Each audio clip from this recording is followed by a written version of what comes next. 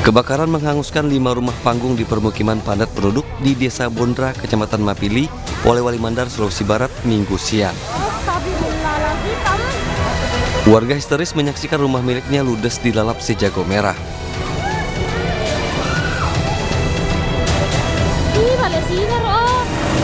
Warga dan petugas pemadam kebakaran kemudian berupaya memadamkan api.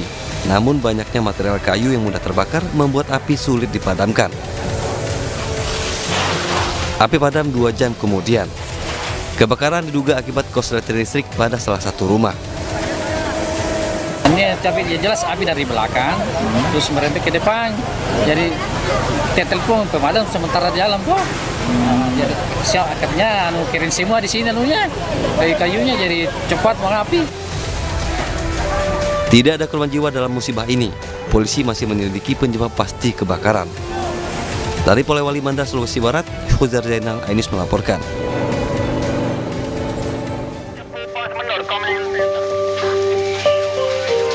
Rumah industri pembuatan rak piring di Surabaya hangus terbakar pada Minggu siang. Kobaran api yang cepat membesar membakar bagian dalam bangunan. Diketahui kebakaran terjadi saat para karyawan tengah bekerja. Akibat peristiwa ini, 9 orang karyawan mengalami luka bakar dan 4 orang diantaranya terpaksa dilarikan ke rumah sakit, sementara 5 orang lainnya mendapat perawatan tim medis PMI di lokasi kejadian. Penanganan 2 orang dengan luka bakar kurang lebih derajat 2, langsung penanganan awal, kemudian dievakuasi ke rumah sakit Suwandi. Terus kemudian ambulan kedua dari rekan-rekan PMI sendiri, penanganan awal juga dengan derajat korban derajat 2. Kita bawa ke rumah sakit terdekat Sutomo karena untuk Suwandi sudah ada rujukan dari pasien yang pertama. Jadi kita membagi kondisi pasien, khawatir terjadi penumpukan di sana. Ambulan ketiga datang dengan penanganan 5 orang di lokasi dengan derajat 1, besaran kurang lebih 3-6%. Alhamdulillah dari 5 orang tadi tidak sempat kita lakukan rujukan, jadi hanya kita lakukan penanganan di lokasi aja. Diduga kebakaran akibat kebocoran selang tabung gas LPG. 10 unit mobil damkar dikerahkan ke lokasi guna memadamkan api. Setengah jam kemudian api berhasil dipadamkan.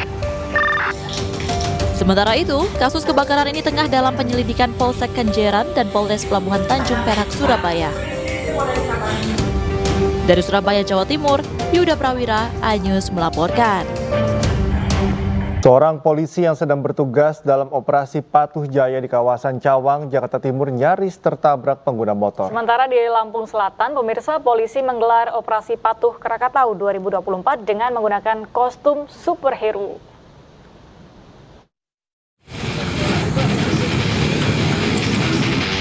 Pengendara motor yang masuk ke jalur bus Transjakarta berusaha kabur saat polisi melakukan operasi patuh di kawasan Cawang, Jakarta Timur. Petugas yang mencoba mencegahnya nyaris tertabrak pengendara motor.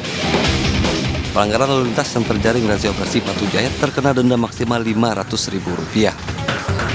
Di Lampung Selatan, polisi menggelar operasi Patuh Krakatau 2024. Bagi para pelanggar lalu lintas diberikan himbauan hingga sanksi tegang. Sementara bagi pengguna jalan yang telah tertib berlalu lintas diberi paket sembako. Untuk memeriahkan suasana saat operasi Patuh Krakatau, Kepolisian Lampung Selatan juga menggelar hiburan musik. Ketertarikan dari masyarakat ya, supaya menunjukkan juga bahwa kita melakukan kegiatan operasi patuh ini bukan dalam rangka penindakan represif, tapi kita melakukan kegiatan himbauan ya, sosialisasi, dan kita juga berikan reward kepada masyarakat yang memang sudah tertib berlalu lintas ya. Operasi Patuh 2024 dimulai sejak tanggal 18 Juli dan akan berakhir pada tanggal 28 Juli 2024. Dari Jakarta dan Lampung Selatan, tim kontributor iNews melaporkan. Petugas akhirnya berhasil mengevakuasi bangkai helikopter Bell 505 dari dasar tebing di Bali. Proses evakuasi memakan waktu cukup lama dan petugas menggunakan alat berat untuk membuka jalan.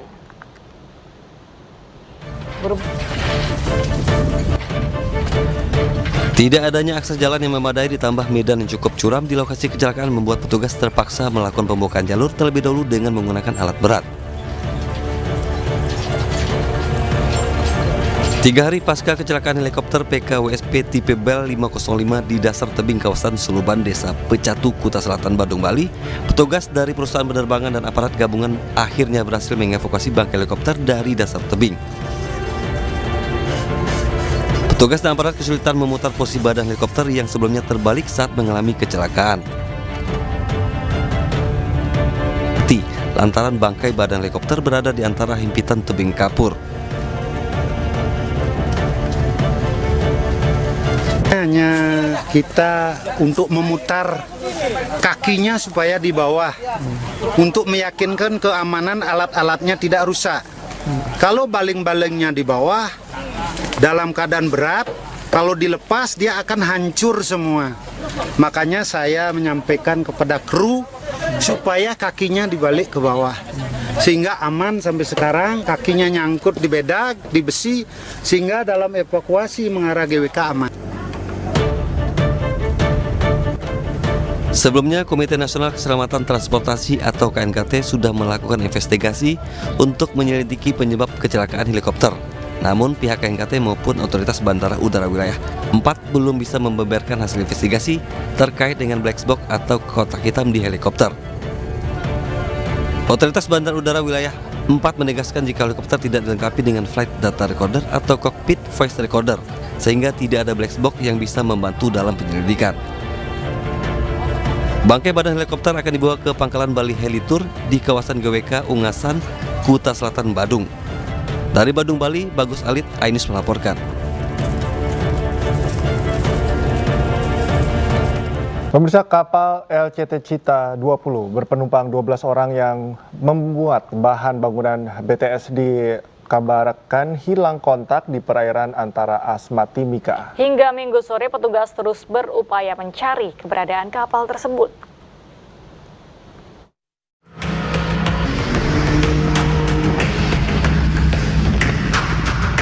Tim SAR gabungan kembali melanjutkan pencarian kapal LCT Cita 20 yang hilang kontak di lokasi yang dicurigai menjadi tempat persinggahan kapal pengangkut bahan bangunan BTS Bakti Kominfo di perairan Papua. Sebelumnya, Kantor Pencarian dan Pertolongan Timika Jumat sore menerima laporan bahwa Senin lalu sebuah kapal LCT Cita 20 berpenumpang 12 orang berangkat dari Timika dan direncanakan tiba di Kabupaten Yahukimo Kamis sore.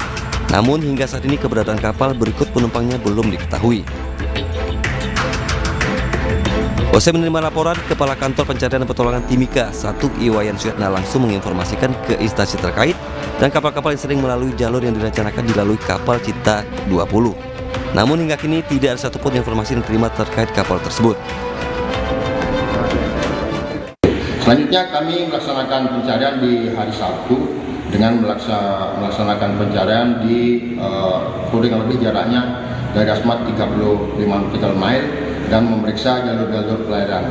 Namun masih dalam hasil pencarian ini. Sampai saat ini masih kita laksanakan pencarian, mudah-mudahan di hari ini bisa kita temukan dalam keadaan selamat.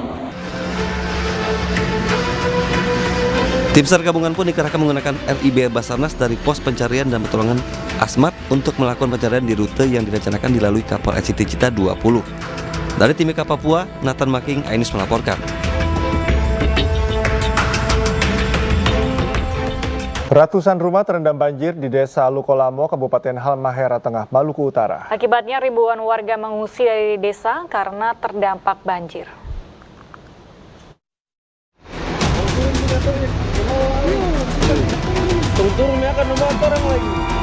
Hujan deras yang mengguyur Kabupaten Halmahera Tengah, Maluku Utara 2 minggu terakhir menyebabkan 2 wilayah di Halmahera Tengah terendam banjir. Banjir parah terjadi di Desa Lukolamo, Weda Tengah dengan ketinggian mencapai 2 meter. Banjir dengan arus kencang mengenai pemukiman warga. Warga yang terdampak banjir mengungsi ke titik aman maupun di lantai 2 rumah masing-masing. Selain itu, ratusan kendaraan roda 4 maupun roda 2 mogok di tengah jalan saat memaksa melintasi jalan yang terendam banjir. Banjir disebabkan oleh luapan sungai Lukolamo yang tidak sanggup menampung debit air hujan. Selain di Desa Lukolamo, banjir juga merendam ratusan rumah di SP1 dan SP4 Wairoro. Tim dari Polsek Weda Tengah berusaha mengevakuasi sejumlah warga yang masih bertahan di rumah. BMKG Babula Ternate memperkirakan hujan deras akan terus mengguyur wilayah Weda Tengah sampai 2 hari ke depan. Kami sudah mengeluarkan untuk peringatan dini cuaca ekstrim 3 harian dikarenakan untuk beberapa hari terakhir dari kemarin hingga 3 hari ke depan ini itu di wilayah Maluku Utara terlihat peningkatan untuk hujan, terutama di hujan dan kecepatan angin. Untuk hujan ini terutama di wilayah Halmahera Tengah, itu di wilayah Weda, di sekitar lingkar tambang itu juga. Gunung api Ijen di perbatasan Kabupaten Banyuwangi dan Bondowoso, Jawa Timur naik status dari normal menjadi waspada.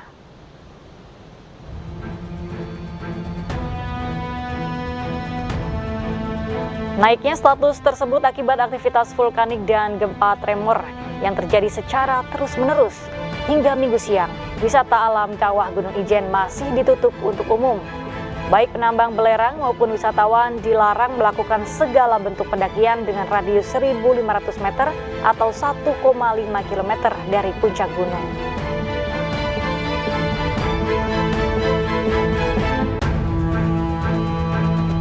Pemirsa, sebuah mobil pick-up bermuatan ban mobil terbakar di ruas tol Serang Panimbang, Lebak, Banten. Kebakaran diduga akibat percikan api yang membakar plastik di bagian belakang mobil.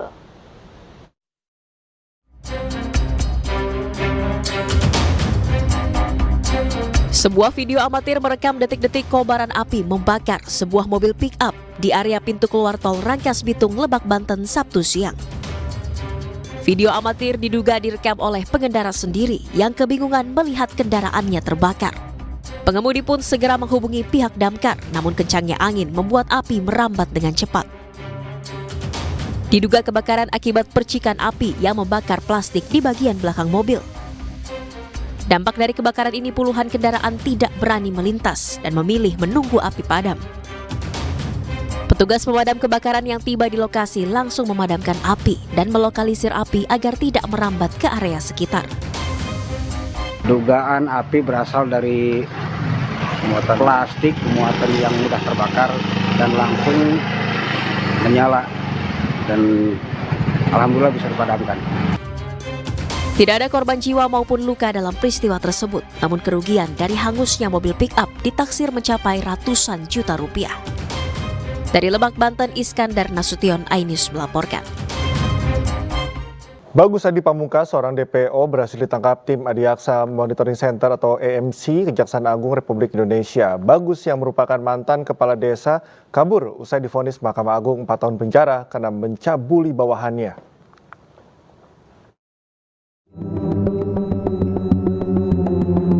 Setelah buron hampir 1,5 tahun, BAP seorang mantan kepala desa Rawa Selapan, Kecamatan Candipuro, Lampung Selatan, terpidana kasus pencabulan di Kejaksaan Negeri Lampung Selatan, Lampung, akhirnya ditangkap. DPO ini ditangkap oleh tim Kejaksaan Agung di kawasan Jatibening, Bekasi. Dalam perjalanan perkara sejak tahun 2022, BAP sempat lolos dari jeratan hukum karena divonis bebas oleh Hakim Pengadilan Negeri Kalianda. Saat itu, tim jaksa penuntut umum pun mengajukan kasasi ke Mahkamah Agung, sehingga terdakwa dinyatakan bersalah melakukan pencabulan terhadap bawahannya dengan vonis 4 tahun penjara. Mendapat hukuman tersebut, terpidana langsung melarikan diri ke Bekasi, Jawa Barat. Zarudin Saleh ini bersalah melakukan perbuatan cabul dengan orang yang karena jabatannya itu bawahannya, dan pidana penjara yang dijatuhkan terhadap terpidana ini adalah selama 4 tahun. Tapi pada saat jaksa eksekutor pada saat itu akan melakukan eksekusi terhadap terpidana atas putusan Mahkamah Agung tersebut, terpidana ini sempat melarikan diri. Kini mantan kepala desa ini dibawa ke Lapas Kalianda untuk menjalani masa tahanan. Dari Lampung Selatan, Lampung, Heri Fuliastiawan, iNews melaporkan. Kapolres Pangandaran dan Wakil Bupati Pangandaran, Jawa Barat menjenguk siswa-siswi SMA yang diduga keracunan makanan. Pihak kepolisian akan melakukan pendalaman hingga melakukan uji laboratorium terkait makanan yang dikonsumsi para siswa.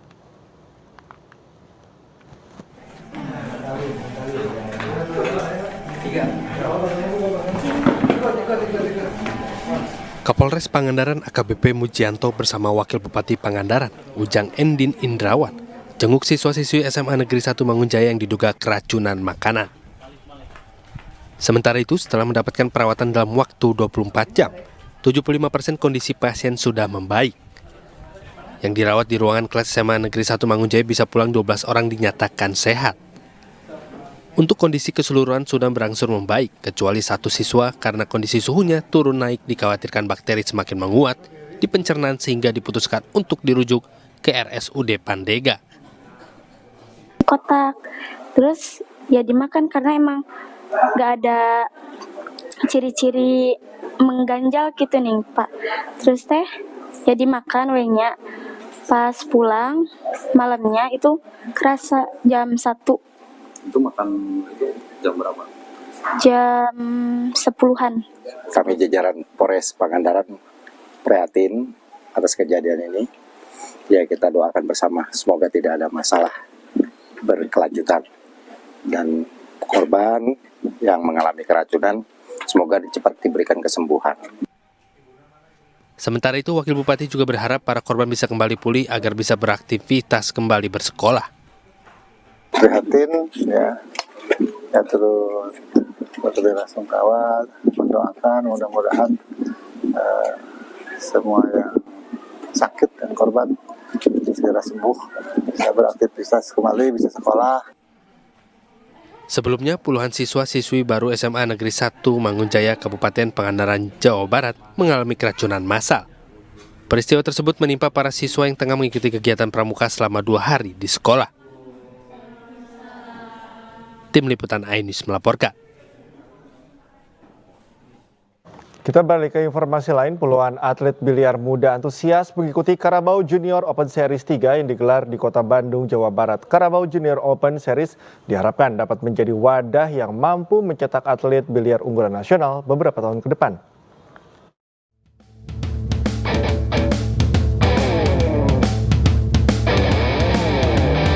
Carabao Junior Open Series 3 digelar di Brixot, Sudirman Arena Kota Bandung, Jawa Barat 19 sampai 21 Juli kemarin. Memasuki series ketiganya, 27 peserta dari berbagai daerah di Indonesia hadir di Bandung untuk membuktikan siapa yang terbaik. Turnamen ini diikuti peserta maksimal 18 tahun. Peserta termuda berusia 5 tahun. Pada series ketiga kali ini dimenangkan oleh Made Abi Permana, peserta asal Bali. Sebelumnya, Abi juga berhasil menjadi juara dari Carabao Junior Open Series 2 yang digelar di Surabaya. Pada partai puncak di Bandung, Abi berhasil mengalahkan Clarence dengan skor 5-1. Menurut CEO dan founder Carabao Biliar, Henry Kurniawan, turnamen ini digelar untuk terus mewadahi dan membina kemampuan atlet-atlet biliar junior nasional. Bahkan salah satu peserta dari Carabao Junior Open sebelumnya kini telah menjadi kontingen daerahnya untuk bertarung di PON mendatang.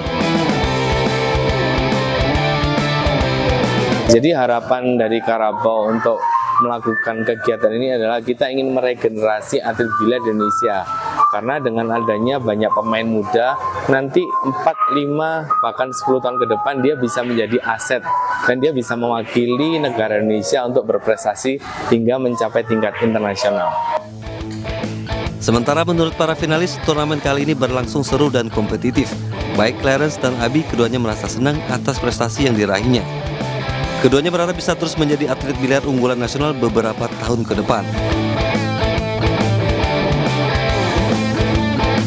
Ada yang lumayan bagus sih tadi, pas final sih, sama 8 besar juga lawan saya. Pokoknya sih Indonesia ada kayak regenerasi baru gitu, kayak dari pemain muda gitu. Ya, seperti kayak jadi juara dunia lah, ya di internasional maupun ya itu. Sementara apresiasi datang dari Batara Marpaung, pengurus PB Popsi Jawa Barat, bidang pembinaan prestasi di mana turnamen Carabao Junior Open kali ini menurutnya dapat menjadi sarana pembinaan atlet muda unggulan. Kami tentunya sangat mengapresiasi turnamen Carabao Junior Open ini karena akan menghadirkan atlet-atlet yang berpotensi untuk menjadi top pebiliar di Indonesia. Kami melihat bahwasanya atlet junior pun sudah mempunyai teknik-teknik yang bagus, dasar-dasar untuk menjadi pebiliar yang baik. Selanjutnya, Karabau Junior Open Series keempat akan digelar di Medan. Dari Kota Bandung, Jawa Barat, Sondi Agung, iNews melaporkan. Karabau Junior Open, Kita beralih ke informasi lain, pemirsa. Nyeri masih menjadi suatu hal yang ditakuti oleh hampir semua pasien di dunia. Untuk itu sebuah konferensi hadir di Jakarta untuk meningkatkan keterampilan pengelolaan nyeri secara holistik yang berorientasi pada pasien.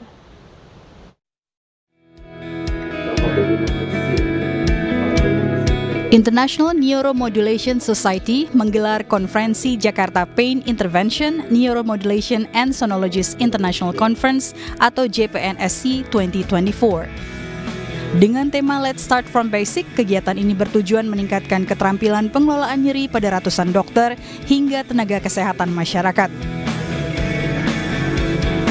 Kami sekarang ini mengusung untuk membuat bagaimana teman-teman tenaga kesehatan di Indonesia itu bisa lebih kompeten di bidang ilmunya dengan mendorong membuat terjadinya sertifikasi nasional baik oleh teman-teman medis maupun teman-teman yang membantu bidang medis. Berlangsung dari tanggal 6 hingga 21 Juli 2024, acara ini merupakan rangkaian kegiatan yang terdiri dari pelatihan dan konferensi ilmiah yang digelar secara hybrid. JPNSC 2024 turut menghadirkan pembicara internasional dari berbagai negara yang membahas inovasi medis dalam penanganan nyeri berbasis evidence. Bertujuan untuk membantu masyarakat untuk bisa terbebas dari masalah nyeri. Kita ketahui bahwa nyeri itu adalah masalah cukup berat bagi masyarakat Indonesia, dan 70% pasien yang datang ke rumah sakit itu masalahnya adalah dengan nyeri, apapun nyerinya, dari kepala sampai ke kaki. Jakarta Pain Intervention, Neuromodulation and Sonologists International Conference 2024 merupakan hasil kerjasama antara Diklat Rumah Sakit Soeharto Hirjan dengan PT Pain Inisiasi Indonesia. Dari Jakarta, Widya Bayujati, iNews melaporkan. MNC Peduli dalam program 1 juta masker menyalurkan masker melalui Rachel House yang memberikan pelayanan serta pelatihan kesehatan kepada pasien kanker untuk perawatan paliatif. Dalam kegiatan berbasis rawat rumah secara gratis ini, MNC Peduli dan Rachel House mendatangi langsung Julio, pasien anak yang sedang berjuang melawan kanker.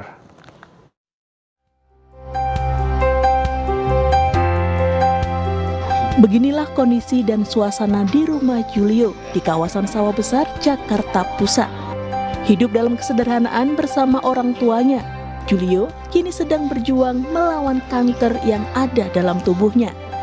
Kondisi Julio ini mendapat perhatian khusus dari Yayasan Rumah Rachel dengan memberikan pelayanan asuhan paliatif berbasis rawat rumah secara gratis. Bersama MNC Peduli, tim Yayasan Rumah Rachel mendatangi rumah Julio, memberikan pelayanan asuhan paliatif untuk mengelola rasa sakit dan gejala yang mereka alami, guna meningkatkan kualitas hidup pasien dan meringankan penderitaan mereka. Pas nama belum ada susterina, ya saya mikir obat kemonya apa, terus obatnya apa.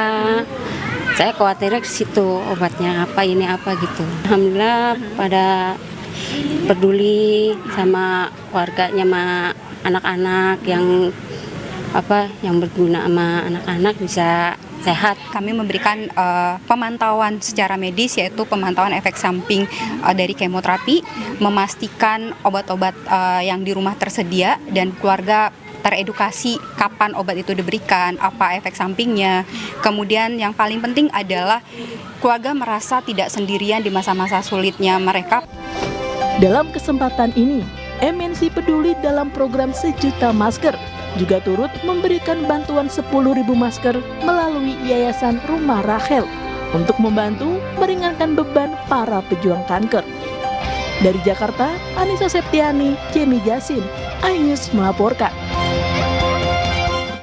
Harga cabai di Pasar Palmerah, Jakarta Barat naik hingga Rp80.000 per kilogram. Ya, kenaikan harga cabai ini dikarenakan stok cabai yang menipis akibat gagal panen.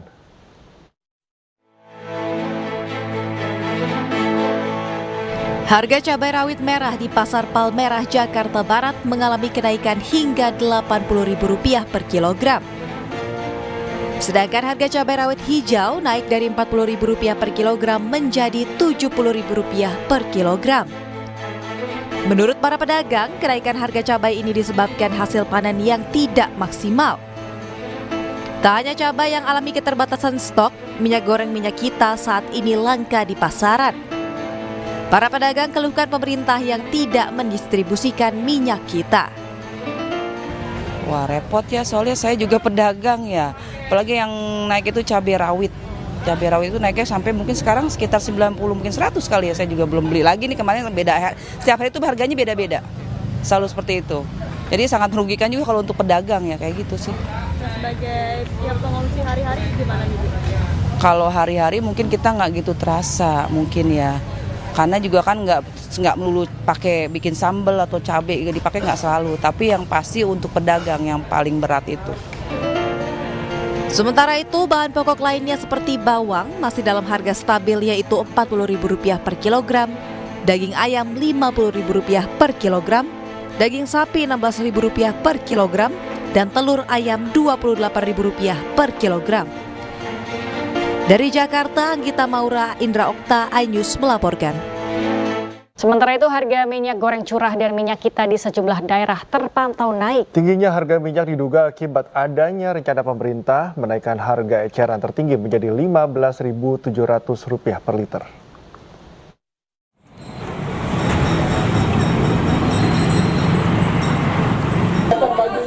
Harga minyak goreng curah dan minyak kita di sejumlah pasar tradisional di Kabupaten Tangerang, Banten terpantau mengalami kenaikan sejak 2 pekan terakhir.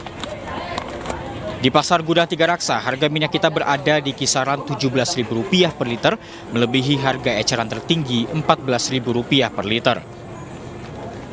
Naiknya harga minyak kita diduga akibat adanya rencana pemerintah menaikkan harga eceran tertinggi menjadi Rp15.700 per liter.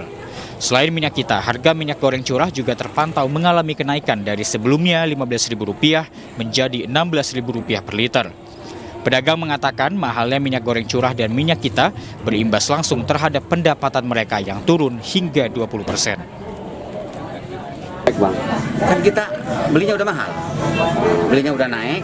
Kalau kita jual harga biasa aja, ntar nomboknya dari mana bang? Saya harus gaji karyawan, harus bayar biaya operasional dan lain sebagainya. Kan kalau kita nggak ditaikin harganya karena belinya udah mahal, dari mana tuh saya dapatnya? Kenaikan harga minyak ini juga membuat pelaku UMKM menjerit. Salah satunya Rukim, pedagang gorengan di kawasan Tiga Raksa, Kabupaten Tangerang, Banten, yang banyak menggunakan minyak goreng untuk usahanya. Rukim tidak berani menaikkan harga jual gorengannya lantaran takut kehilangan pelanggan. Imbasnya, pendapatannya berkurang hingga 70%. Iya bang? Enggak, biasa aja. Kenapa nggak dinaikin bang? Ya takut pelanggan pada kabur. Takut pelanggan pada kabur. Ya, kalau bisa mah jangan naik terus lah minyak lah. Tadinya mau kita pakai minyak kemasan, sekarang beralih ke minyak curah biarpun beda dikit juga. Di Pasar Mamasa, Sulawesi Barat, minyak kita juga mengalami kenaikan secara signifikan sejak 2 pekan yang lalu dari harga Rp14.000 per liter, kini melonjak hingga Rp18.000 per liternya. Salah seorang pedagang mengatakan kenaikan harga terjadi dipicu akibat berkurangnya stok hingga mengalami kelangkaan. Kemasan surang itu Rp18.000 per liter. Kalau stoknya bagaimana Pak? Stok sekarang kosong, langka sekali sekarang minyak kita. Itu kenapa bisa lambat? Para pedagang serta pelaku UMKM berharap pemerintah dapat menstabilkan harga minyak goreng curah dan minyak kita agar pendapatan mereka kembali normal. Tim Liputan, iNews melaporkan. Wakil Presiden terpilih Gibran Rakabuming Raka belusukan ke sejumlah pasar di Kota Semarang. Gibran mengecek langsung kenaikan harga sejumlah kebutuhan pokok termasuk harga minyak kita.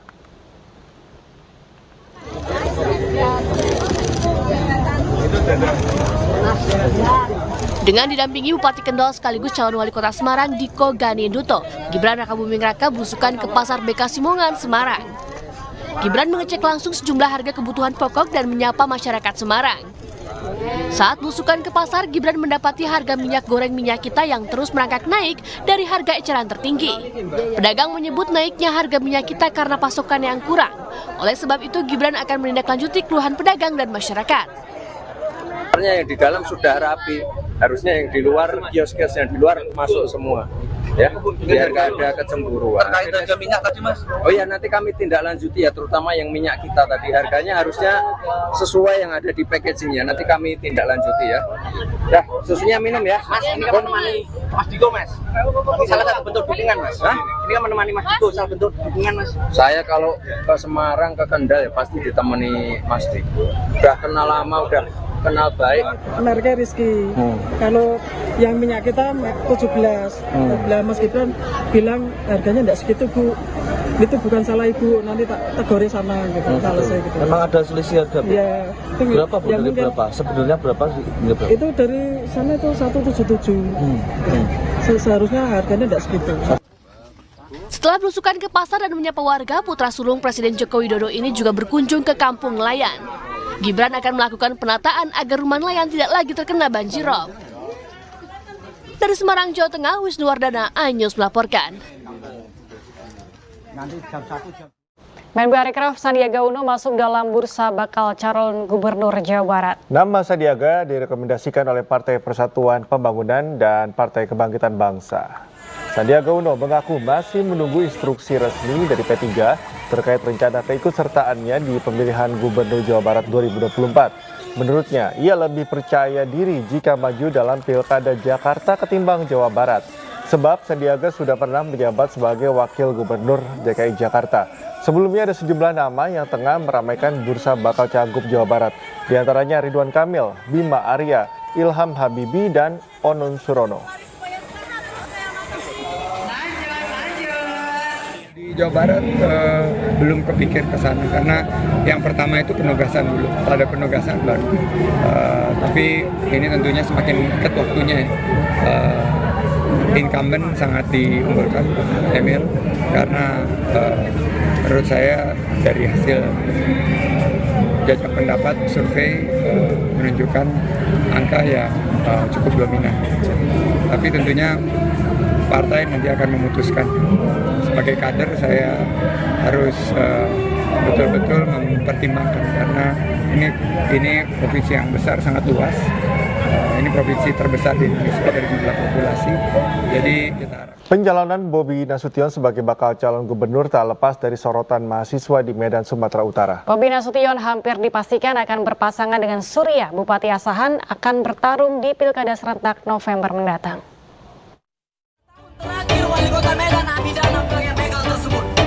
Puluhan mahasiswa melakukan unjuk rasa menentang pencalonan Bobi Nasution sebagai bakal calon gubernur Sumatera Utara. Di akhir masa jabatannya, mahasiswa menilai masih banyak pekerjaan yang harus diselesaikan Bobi Nasution. Pada kesempatan terpisah, bakal calon gubernur Bobi Nasution mengklaim nama bakal calon wakil gubernurnya, Surya, sudah disepakati semua anggota partai koalisi pendukung. Surya yang merupakan kader Partai Golkar saat ini menjabat sebagai Bupati Asahan. Ini menjadi terang, selanjutnya tentunya saya secara pribadi dan dari Partai Gerindra menunggu kelanjutannya setelah dari hari ini. Memang kita udah menyepakati bahwasannya untuk wakil tetap ditentukan oleh Golkar. Dari Golkar. Sementara itu, bakal calon wali kota Medan yang diusung Partai Nasdem dan Gerindra, Riko Waas, terus melakukan safari politik. Saat berkunjung ke DPD PAN Kota Medan, kerabat Surya Paloh tersebut dapat bergandeng tangan dengan PAN untuk membangun Kota Medan. 26.000 KTP pemilih asal Tapanuli Selatan diduga menjadi korban pemalsuan tanda tangan yang dilakukan tim ses calon perseorangan yang akan maju di Pilkada. Pemalsuan tanda tangan diduga melibatkan pejabat di Tapanuli Selatan. Dari Medan, Sumatera Utara, Ahmad Ridwan Nasution, iNews melaporkan. Mantan Panglima TNI Jenderal Purnawirawan Andika Perkasa menjadi salah satu tokoh yang digadang-gadang akan maju dalam Pilgub Jakarta 2024 dari Partai PDI Perjuangan. Ratusan masyarakat dari sejumlah wilayah di Jakarta membubuhkan tanda tangan untuk mendukung petisi yang berisi dukungan kepada mantan Panglima TNI Andika Perkasa untuk maju dalam pemilihan Gubernur Jakarta 2024. Melalui deklarasi dukungan ini, relawan teman Andika dan masyarakat berharap PDI Perjuangan, dalam hal ini Ketua Umum PDIP, Megawati Soekarno Putri, bisa mendengarkan aspirasi rakyat dan memilih Andika Perkasa sebagai calon gubernur Jakarta. Relawan dan masyarakat meyakini mantan Panglima TNI Jenderal Purnawirawan Andika Perkasa adalah pemimpin yang dibutuhkan Jakarta.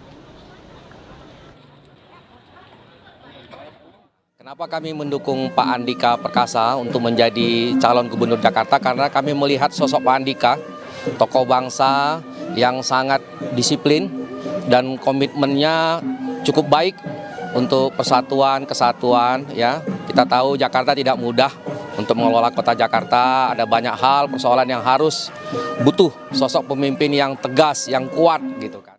Isra D. Pramulya dan Fauzi Badila ditunjuk menjadi komisaris di perusahaan milik negara atau BUMN. Keputusan tersebut mendapat sorotan publik karena keduanya diketahui merupakan relawan Prabowo Subianto dan Gibran Rakabuming Raka pada pemilu 2024 lalu. Isra D. Pramulya ditunjuk sebagai komisaris di perusahaan milik negara PT Brantas Abipraya Persero. Mengutip laman resmi Partai Gerindra, Isra menjabat sebagai sekretaris DPD Sulawesi Barat. Isra juga turut menjabat sekretaris tim kampanye daerah Prabowo Gibran pada Pilpres lalu. Sebelum menjadi komisaris, Isra menjabat sebagai tenaga ahli bidang sosial, pemuda, olahraga, dan pemberdayaan masyarakat desa Gubernur Sulbar pada tahun 2017-2022.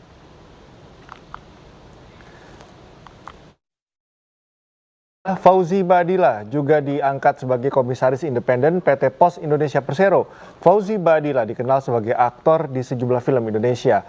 Pria kelahiran Mesir 25 September 1979 ini diketahui merupakan kader Partai Gerindra yang bergabung dalam TKN Prabowo Gibran pada Pilpres 2024. Keputusan pengangkatan Fauzi Badila sebagai komisaris independen PT Pos Indonesia disetujui dalam rapat umum pemegang saham atau RUPS pada 18 Juli lalu.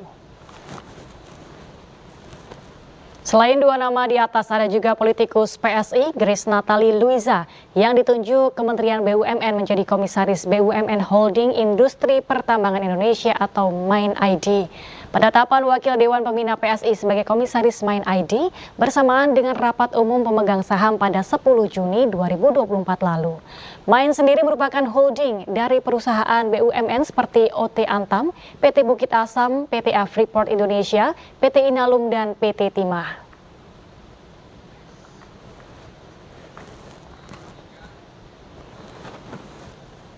Beralih ke informasi lain, pemirsa, workshop Kabupaten Kota Kreatif digelar Kemenparekraf di Purbalingga dan Wonosobo, Jawa Tengah. Workshop ini untuk mendorong para pelaku ekonomi kreatif terus berinovasi dan berkarya serta membangun jejaring dalam upaya meningkatkan ekonomi masyarakat dan menciptakan lapangan kerja.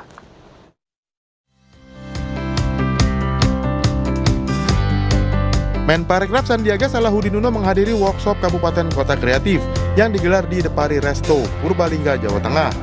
Purbalingga menjadi kota penghasil knalpot berkualitas yang sudah diakui di kancah nasional. Sandiaga mendorong pengrajin knalpot ini berinovasi pada produk andalannya, yakni knalpot tanpa suara atau zero decibel.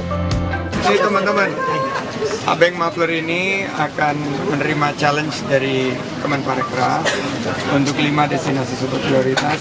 Akan knalpot zero noise, zero decibel. Jadi biasanya kan yang brong itu yang banyak diprotes. Menparekraf juga menghadiri workshop kata kreatif di Kabupaten Wonosobo.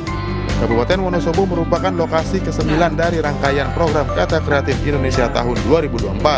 Sebanyak 150 peserta workshop kata kreatif diajak untuk naik kelas dengan memperkuat produk dari sisi kreativitas, inovasi, dan kolaborasi, sehingga dapat membuka lapangan pekerjaan seluas-luasnya. Dari Purbalingga dan Wonosobo, Jawa Tengah, Damar Wicaksono, iNews melaporkan. Pemirsa, guna menekan angka pengangguran di kalangan usia produktif, pelajar yang baru lulus sekolah mengikuti pelatihan kerja atau workshop di Kota Bekasi, Jawa Barat.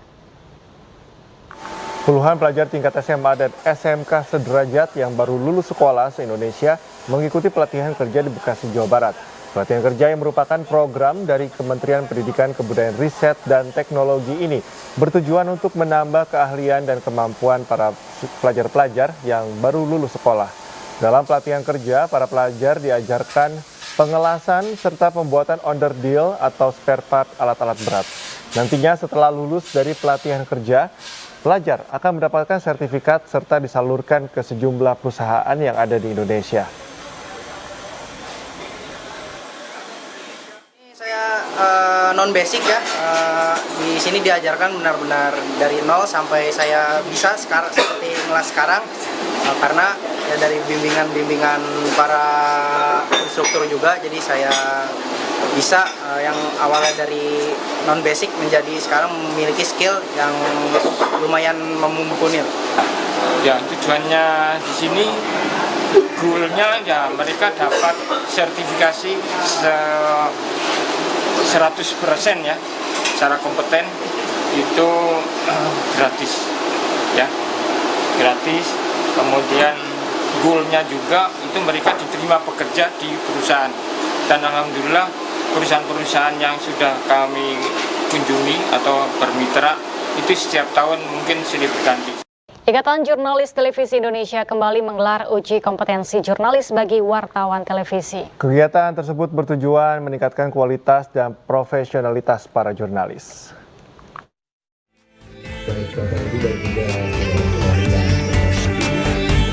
Puluhan awak media televisi mengikuti uji kompetensi jurnalis yang diadakan Ikatan Jurnalis Televisi Indonesia (IJTI) wilayah DKI Jakarta. Acara yang terdiri dari 3 kategori yakni muda, madya, dan utama ini berlangsung 19 hingga 20 Juli 2024 di salah satu hotel di kawasan Jakarta Pusat. Menurut Rahmat Hidayat, Ketua Bidang Pendidikan IJTI Pusat, kegiatan yang rutin ini bertujuan untuk mengukur kemampuan dan pengetahuan para jurnalis televisi dalam melakukan tugasnya.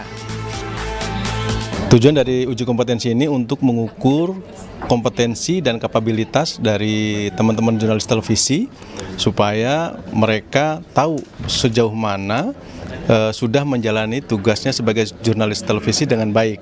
Ini sebagian dari standarisasi kita di IJTI untuk jurnalis televisi dari Sabang sampai Merauke semuanya agar memiliki standar yang sama. Sementara itu, bagi Ibnu Sakdan, salah satu peserta uji kompetensi jurnalis, kegiatan ini dinilai dapat menyegarkan kembali pengetahuan akan tugasnya. Selama ini kan kita jurnalis TV itu kita prakteknya, sementara teorinya kan ada di sini. Jadi kita memang harus ikut biar untuk mengasah kembali, menajamkan kembali. Jadi kalau udah, ingat ini pasal-pasalnya apa, yang boleh nggak apa, kode etik apa, semua ada di sini. Jadi ya wajib lah kalau selaku jurnalis TV ya. Jurnalis yang lain juga oke lah, wajib lah. Kedepannya, para jurnalis menghadapi tantangan yang lebih berat. Untuk itu, para wartawan profesional diharapkan tetap berpedoman pada kode etik jurnalistik dan Undang-Undang Pers Nomor 40 Tahun 1999. Dari Jakarta, Aryadin Alfagani, iNews melaporkan.